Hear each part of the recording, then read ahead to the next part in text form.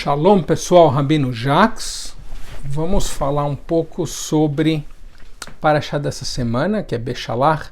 Essa semana foi interessante porque eu fiz um outro vídeo sobre segunda parte de um dos meus vídeos com mais visitantes, com mais diálogo, com mais atenção, que era sobre quem é Jesus para os judeus, né? Então eu vou seguir nesse tema, já que estamos falando de Jesus, eu vou falar um pouco do cristianismo também, porque conecta bem com essa paraxá, tá? Eu diria, como rabino, eu estudei no seminário liberal, portanto, obviamente, você lê, você estuda um semestre, né, o Novo Testamento, para entender o que os não-judeus acreditam. Eu diria que uma das passagens, dos textos mais poderosos, mais impactantes, é o 5º capítulo de Mateus. Ele contém uma seção que é chamada as Beatitudes. Benditos são os pobres de espírito, porque eles vão herdar o reino dos céus, por exemplo, né? Mateus 5:3. E aquele capítulo, então, contém versículos que são conhecidos tanto para cristãos como para judeus. Sendo judeu, é impossível que você não saiba, por exemplo, Mateus 5:39, quando alguém te bater, dá um tapa num lado da sua cara, dá o outro lado, né? Dar a outra face, uma expressão tão comum em português. A Bíblia cristã ensina, também, estamos matando hoje aqui com Mateus 5:44, ame os teus inimigos e reze para aqueles que te perseguem. Eu diria, e você não tem que escutar a mim, porque afinal, o que o rabino sabe sobre Jesus, né? É que quando Jesus pronunciou essas palavras, ele acreditava que o reino dos céus era iminente, que ia rolar a qualquer momento. Então, não valia a pena odiar os teus inimigos, já que o tempo da perfeição, né, era messiânica, já estava por chegar. O judaísmo, obviamente, toma uma perspectiva muito diferente, eu diria muito mais realista em relação ao nosso mundo. O judaísmo não ensina que nós temos que amar os nossos inimigos, ao contrário. Ensina que se o inimigo se levanta para te fazer dano, para te matar, você tem que correr e matar ele primeiro. Por exemplo, isso está em Sanhedrin 72a. Ou seja, a autodefesa é um valor vital do judaísmo. Infelizmente, ter que nos proteger, ou a autoproteção,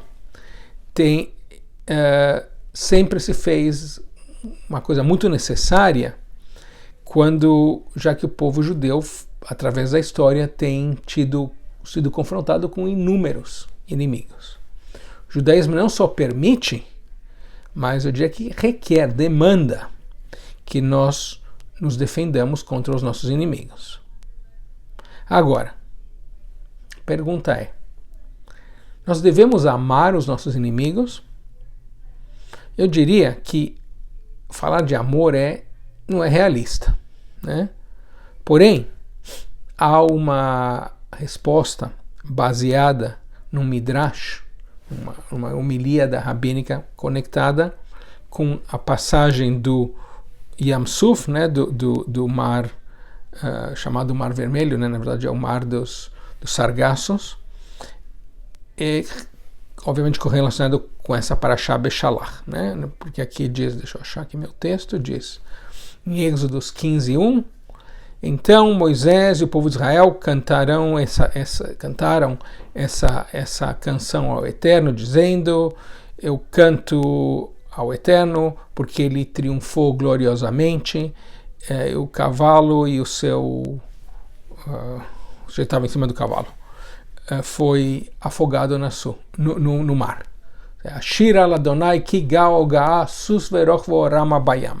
Famoso, se você assistiu O Príncipe do Egito, é uma das cenas mais legais do filme lá da Disney. Então, tem um Midrash sobre isso. E o que é o Midrash? Ele diz que quando os israelitas cruzaram o mar e os egípcios se afogaram, os israelitas estavam cantando então esse cantar do mar, né? Que é, como eu já disse, está no centro dessa paraxá dessa semana. Então nós podemos entender muito bem a alegria, né? O júbilo que eles sentiram por terem sido salvos, né? Porém, naquele momento, os anjos de Deus, vendo que o povo de Israel estava cantando, para puxar o saco de Deus, começaram a cantar também, né? Dizendo: ai Deus, você é ótimo, você é maravilhoso, que bem que você fez, que legal. E Deus mandou eles calarem a boca, falou: para já, a minha criação, no caso os cavalos e os egípcios, né? O trabalho das minhas mãos está se afogando no mar e vocês idiotas estão cantando. Isso diz em Megillah 10b. Porque de fato, uma coisa que me impacta muito, diz, né, que oxalá nós pudéssemos amar o nosso ser mais querido, mais adorado, do jeito que Deus ama a criatura mais vil, mais desprezível. Mas enfim, a chave aqui, né, o segredo do Megillah 10b, é que mesmo os nossos inimigos são filhos de Deus, infinitamente preciosos nos olhos do Criador. E esse ensinamento aparece através de toda a tradição judia. Talvez o melhor exemplo que eu posso dar é algo que os judeus fazem todo ano, é quando você recita as 10 pragas do Egito durante o Seder. Para cada praga que você recebe, né? Dam, sangue, tzvardeia, sapos, etc., né? 10, você tira uma gota, você põe seu dedo no seu copo de vinho, aí você retira, tirando uma gota de vinho por cada praga, significando que o vinho significa alegria, né? Então você diminui a tua alegria ao relembrar as pragas que caíram sobre o Egito, porque você não deve celebrar demais, ficar muito contente com a desgraça mesmo dos teus inimigos, né? E, bom, depois, então, como eu disse, a nossa alegria é diminuída em função do sofrimento que sentiram os egípcios.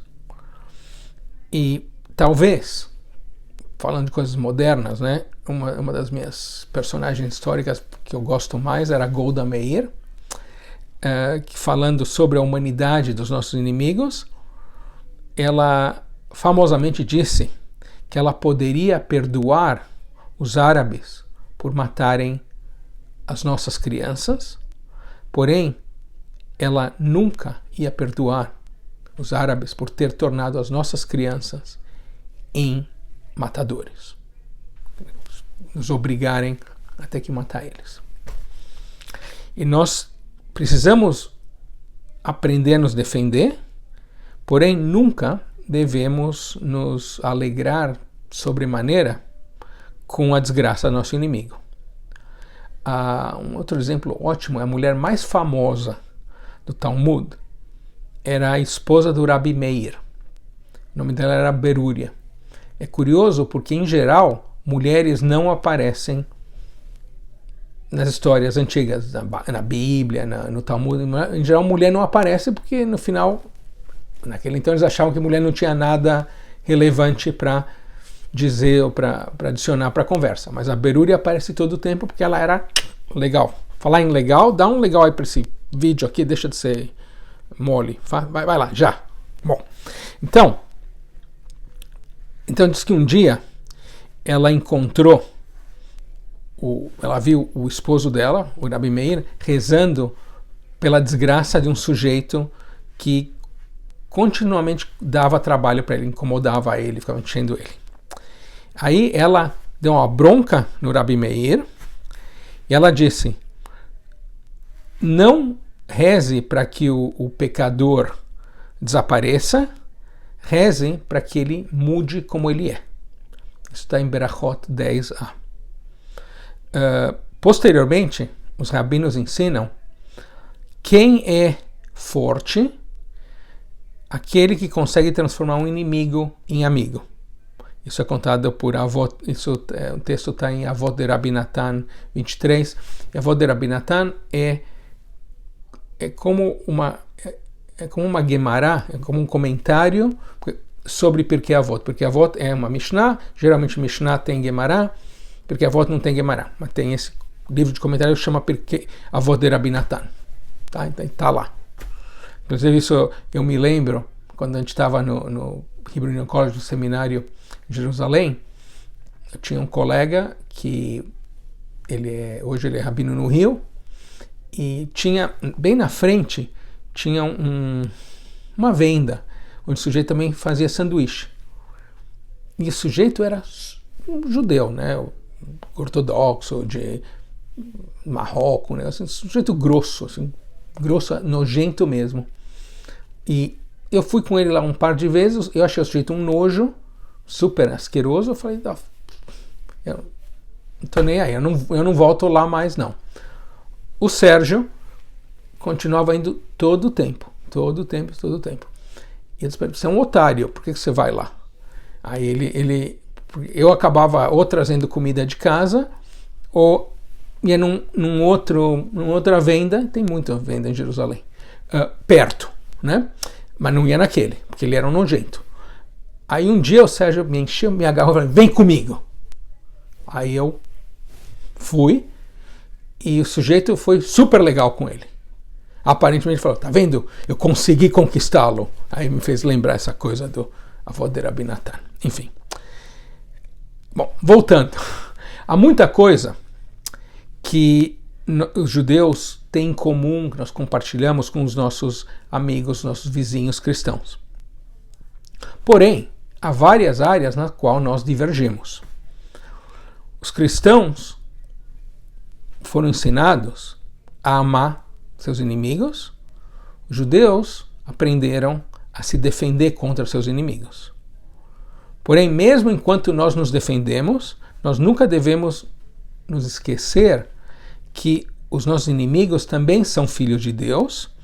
Nós nunca devemos nos esquecer da humanidade de todo ser humano e que todo ser humano é quem ele seja, vizinho ou estranho, amigo ou inimigo.